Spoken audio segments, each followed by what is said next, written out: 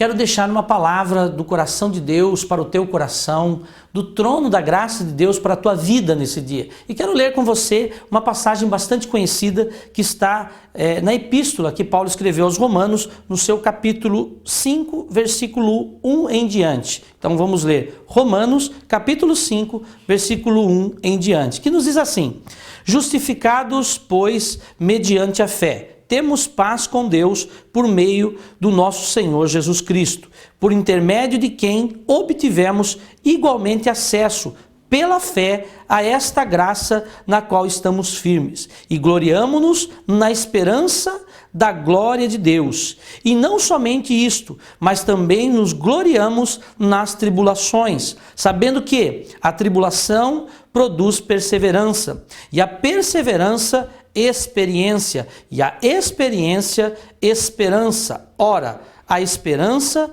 não confunde, porque o amor de Deus é derramado em nosso coração pelo Espírito Santo que nos foi outorgado. Então que você hoje, e nós que estamos aqui lendo a palavra de Deus, possamos meditar referente àquilo que Paulo escreveu a essa igreja, Paulo deixou a essa igreja. E nós vemos aqui que ele fala de tribulações, ele fala da glória de Deus na vida do homem. A grande verdade, aqueles que servem a Deus, aqueles que buscam o querer de Deus em suas vidas, eles se tornam participantes da glória de Deus. Uma das coisas que muitas vezes as pessoas até confundem de ver Jesus, da forma de enxergar Jesus. Por exemplo, Jesus veio à Terra. Nós sabemos que ele nasceu como uma criança comum, não havia nenhuma diferença no nascimento de Jesus. Veio através de Maria. Logicamente que a diferença era que ela não havia conhecido o homem, até então virgem. Depois a Bíblia diz que ela coabitou com José e eles tiveram mais filhos naturais. Mas o primeiro filho, virgem, então, ela deu à luz através da ação de Deus, através da ação do Espírito Santo, e veio Jesus como menino. Uma das coisas que nós muitas vezes confundimos é que olhamos para esse Jesus que andou sobre a terra e olhamos para ele como uma pessoa comum, porque ele foi. Mas o que nós precisamos entender é que a Bíblia nos diz que Jesus despojou-se da sua glória. E quando ele despojou-se da sua glória, ele não deixou de ser Deus, ele continuou sendo Deus.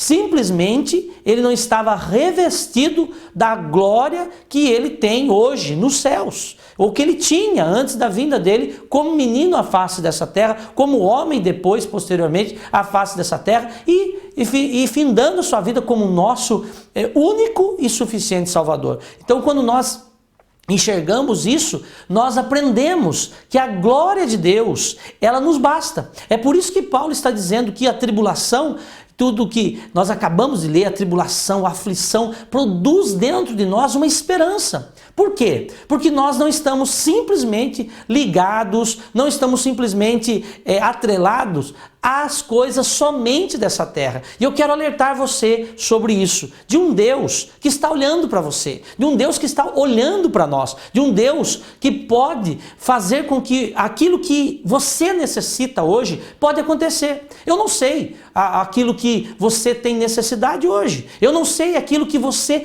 precisa hoje, mas eu sei que o Deus que eu sirvo, o Deus que eu estou pregando, o Jesus que nós estamos proclamando hoje, ele sabe. Por quê? Porque hoje ele não é mais o Jesus homem, ele não é o Deus homem, ele é o Jesus glorificado. É por isso que Paulo nos deixa essa parte da Escritura, ou de uma das suas cartas, para que nós entendamos que nós precisamos da glória de Deus. Na aflição, nós precisamos dela. Talvez você pergunte, mas na prática como é isso? Porque não adianta você ler a Bíblia e você estudar a Bíblia e ela ser um livro teórico. Na verdade, a Bíblia, ele é um dos livros mais práticos que tem. E na verdade eu quero que você entenda o que eu estou falando. Quando nós dizemos que a glória de Deus pode estar na nossa vida, o que é? É nós confiarmos, é nós termos fé que a glória de Deus, a bênção de Deus sempre está nas nossas vidas, até mesmo nas tribulações, até mesmo nas aflições. E hoje, talvez você esteja passando por uma tribulação, hoje talvez você esteja no meio, eu costumo dizer, no meio do olho do furacão. Porque no meio do furacão e no olho do furacão, que é o centro do furacão, muitas vezes a gente não consegue nem raciocinar. Muitas vezes a gente não consegue nem pensar no que fazer. Olhamos para a esquerda, não vemos soluções. Olhamos para a direita, não vemos soluções. Para trás, muito menos. Para frente, pior ainda. Não conseguimos enxergar soluções para as dificuldades. Mas quando o nosso coração está voltado para um Deus que não é mais menino, para um Deus que não é mais homem sem glória, mas é o Cristo glorificado. Há um conforto na nossa alma, há um conforto no nosso espírito. E eu quero que você tenha isso na sua vida. Eu quero que você tenha isso no seu coração. Passe o que você passar, viva o que você viver, nós temos uma esperança. E qual é essa esperança? Uma das coisas que eu gosto sempre de dizer é a maneira com que Jesus voltará. Porque as pessoas dizem assim, Jesus vai voltar. Você já deve até ter ouvido isso. Algum familiar, alguém que costuma frequentar a igreja, costuma ler a Bíblia, você já ouviu falar, Jesus vai voltar, hein? Aí talvez você não consiga nem entender, não consiga nem parar para pensar. Isso é bobagem, isso é coisas que não irão acontecer. Isso é história dos crentes, talvez você diga isso. Uma história que os crentes inventaram, Jesus vai voltar. Mas eu quero dizer que a Bíblia não diz simplesmente que Jesus vai voltar. A Bíblia nos diz que ele voltará em sua glória. É bem diferente. Como é diferente, pastor? Talvez você pergunte aí. Eu vou dizer para você que a glória de Deus, a majestade de Deus, ela é que criou todas as coisas. Imagine só, Deus disse haja luz e houve luz. Deus disse haja separação entre as águas e a terra seca e assim aconteceu. Então é o poder da glória de Deus. Jesus, em todos os momentos que ele estava aqui na face dessa terra, ainda como homem, sem despojado da sua glória, nós vemos que ele necessitava de estar com Deus. Teve momentos que ele retirou-se da grande multidão e foi somente com os discípulos. E teve momento que ele separou 3 discípulos e ficou com eles. E teve momento que ele foi sozinho para a montanha, sozinho para o monte, sozinho para estar com Deus, sozinho para estar ouvindo a voz de Deus. E nós não somos diferentes de Jesus. Jesus veio nos dar o exemplo. Despojado da sua glória, como homem, ele nos dá o exemplo. É por isso, talvez você pergunte, por que existe igreja? Por que tem a palavra de Deus? Por que há necessidade da igreja? Há necessidade desses ensinamentos.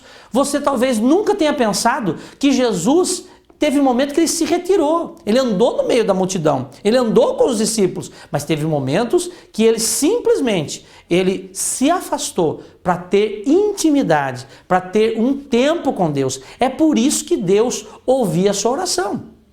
Porque ele tinha um tempo, ele conhecia Deus, sabia quem ele era, lógico. Ele tinha estado com Deus porque ele era Deus. Mas ele necessitava dessa comunhão com Deus. Por quê? Porque ele necessitava da glória de Deus cobrindo a sua vida.